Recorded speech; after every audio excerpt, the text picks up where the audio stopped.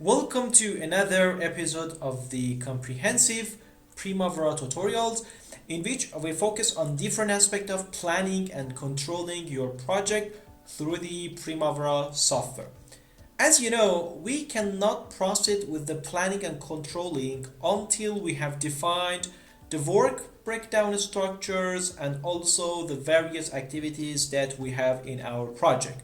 Therefore, in this session, we will focus on activities and different data that we should enter into the Primavera software for each activities. As we talked about, the scenarios and the projects which we are going to talk about, it's about the EPC project. In our scenario, we consider the sample of the EPC project in order to conclude different aspects of Primavera software in different parts of this project. The EPC project generally consists of three main phases, from engineering, procurement, and constructions.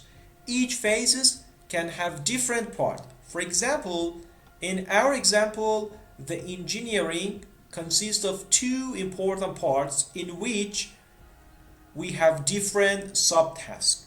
However, for procurement and construction, we do not have the separate part. And in the third level of the activities, we have different tasks, which is here the smallest unit of our task.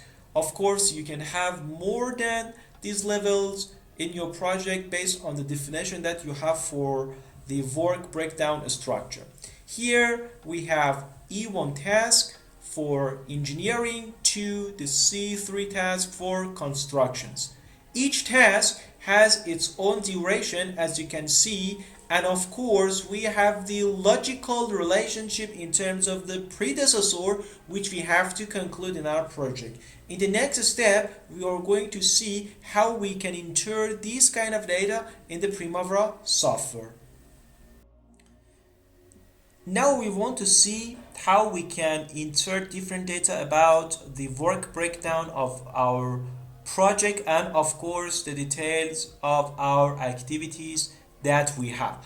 In the first part, as you define your project, you can see different icons in the project tab. And one icon is related to the WBS, which is the abbreviation of work breakdown structure. I click on that, and after that I would navigate to this window. I want to see how I can define different level of my projects. It depends on you, that based on your preference, how many levels do you want to define in this layer. In this layer, we are not going into the activities, since we have to insert the data about activities in other window. However, in our project, just we want to consider the high level of the management which we had in terms of the EPC projects. Now imagine that I want to add different layers to my project. In order to add the work breakdown structure, I should come here, and as you see, there is a positive sign on the right hand of your environment. I click on that, and since I click on the positive, you can see that one level will open for me. Then I can click in order to have other levels. As you can see now, I make three levels. Since it is the EPC project and I have three main phases, from engineering to construction, I need three of them. Then I have to make them in the same level, therefore I click on this icon. Then for this part, again I click on this, and as you can see, now I have the three main levels which I wanted to have. In the next step, I will assign their name. For example, the first one would be engineering, and the next one would be the procurement, and finally the last one would be construction. As you can see, now I actually define the three main phases of my EPC project. So, as you can see, the coding is not based on the sequential that we have. Let me change the WBS code here in order to have the appropriate sequence. So I put it 2 and then the last one, the third. So this is my WBS based on the project that we have. For example, if you want to add the other parts, of course you can add. For example, imagine that based on the project that which we had, there are part 1 and as the second one part 2 for our project. So now we define our WBS. It's time to go through the activities part of our project and see how we can add them.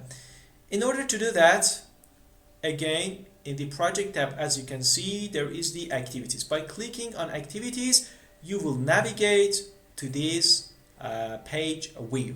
So in this step, we want to enter our activities based on the data that we have. Now it's time to get through the activities. As you can see here, we have just the high level of our work breakdown. In next step, we have to get through the activities tab. There are two main ways in order to go to the activities tab. One way is in the project tabs and here the activity icons. The other way is here by clicking on this icon. Therefore, I click on activities. And after that, as you can see, you will navigate to this view. This is the view in which you can enter your activities. And of course, on the right hand, you have the access to the Gantt chart, and the bottom view is related to the details of our activities. Now there's a big question. Where are our work breakdown structures that we have defined in previous steps? As you know, each activities is dedicated to one of these breakdown structure. Therefore, we need them. Before entering the activity, you have to check something here called group and sort by. By clicking on group and sort by, you will see this page. As you can see, your activities are not grouped by anything. Therefore, you have to click on WBS in order to say the Primavera to make your activities grouping based on the work breakdown structure which you have defined. After that, I click on OK. As you can see, now this is exactly the structure that we had defined in the WBS structure. So the first step is that now we want to enter our activities. As you know, the starting point of the project is considered as one milestone. Therefore, before entering activities, I need to enter the starting point of my project as one milestone. In order to add any activities, here you should click on the add icon. And after that, as you can see, one activity is added. I consider this activity as a start of my project. And by clicking that, as you can see, now this starting is appeared. However, the sorting is milestone and we have to consider it as the milestone.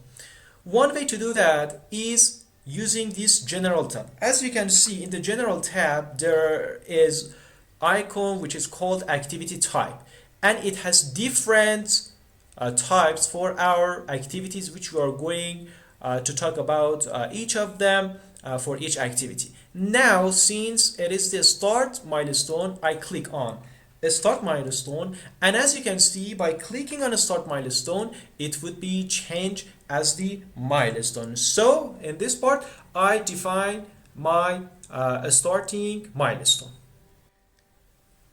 Let's go and enter the tasks of engineering part 1. I click here and then I add two tasks because I have E1 and E2. Therefore here I write E1 and here I write E2 and then I enter their duration. For example, this is 12 and this is 10. Then I go to part 2 of engineering and again I enter 3 activities. Then I come and change their name. This would be E3. The next one would be E4. And finally, this would be E5. And here, I enter their duration. This is 8. This would be 6. And this would be 10. Then I go to the procurement activities. I click here 4 activities from P1 to P4. Then I come here and change their name, P1. The second one would be P2. This would be P3.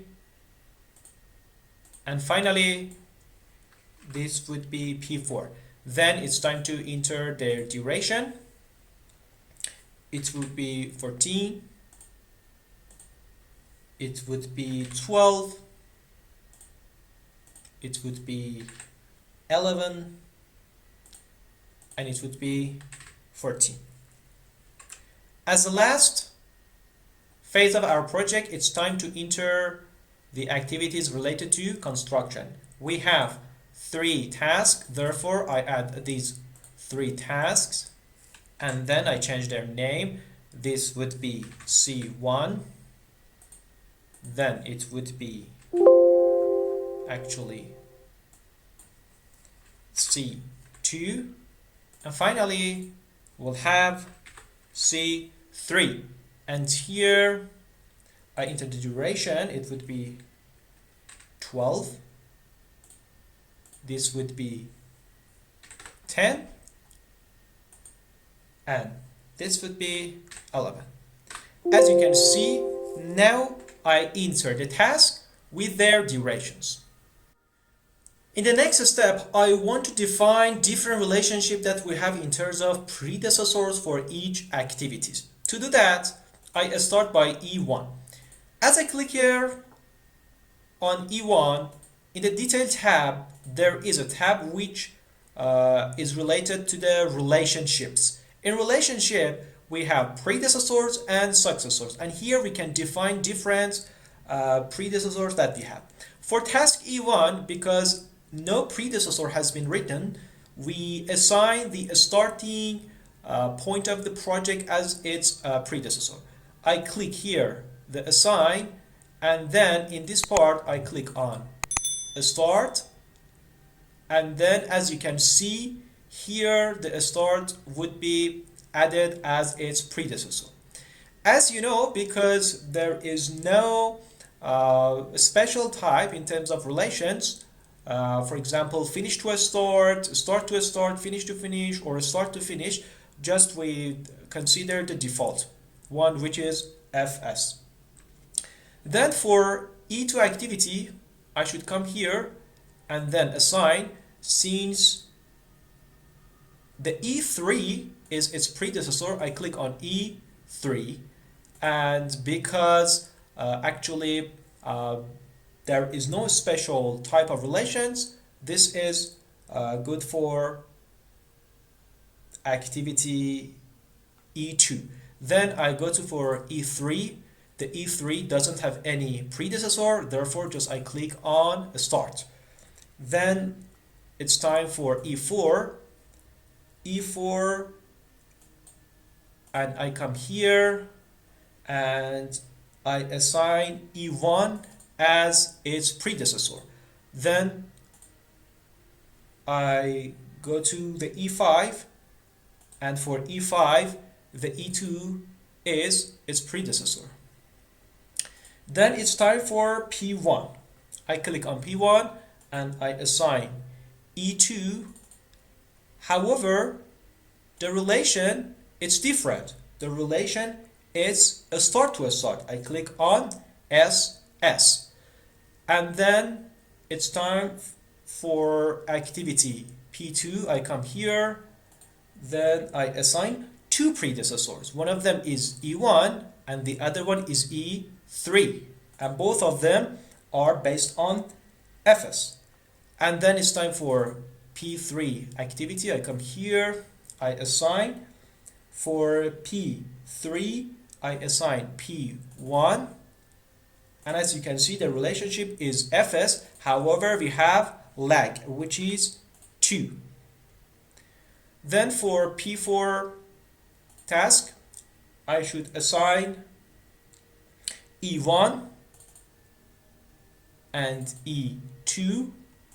Both of them are actually the FS type, therefore I don't change.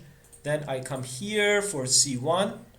I should assign E2. I click on E2. Then for C2, I should assign three predecessors, which are C1, P1, and P2. And finally, for the last one, I should assign the C2. However, this type would be the FF and its lag would be -2. And that's it. Now we have defined different predecessors for our activities based on different relations that was defined in our project. As you can see, however we have entered the predecessors for each activities, we do not see any changing in the Gantt chart. In order to see the change, we have to come here and click on this schedule icon. So I click on schedule icon, and as you can see, I want to schedule my program. Then I click on OK, and after clicking on that, as you can see here, our activities have been updated based on the task and predecessors. There is one point missing here, and that is about the finishing milestone. Although we have finished the start milestone, we haven't yet finished the actually finishing point of our task. Therefore, in this part, we have to talk about the finishing milestone. In order to add the finishing milestone, again, I add another activities, and I call this one finish. As I told you, we have to change its activity type. Therefore, I come here and I put it into the finish milestone. By clicking on this, as you can see, now we have the finish milestone. However, this finishing milestone hasn't been related to any of these tasks. This is a really important question in which so many project manager and those experts who are working with controlling and planning software made a mistake. The finishing task should be related to those two kinds of tasks. First, those tasks who has been finished at the end date of the project. For example, here as you can see, the C2 is a task which will finish at the end of the day. And the second kind of task should be those tasks who do not have any successors. As you know, when the task doesn't have any successors, it should be related to the finishing milestone in order to have a sequence between the tasks. So now we want to see how we can find those tasks which do not have any successors. As you can see in this view, we do not have any columns called successors, and we should add this column to this table. Therefore, I come here, and by clicking on this icon, you can add different columns which are predefined in Primavera. Then I click on Find, and I write the successors in order to find it for me.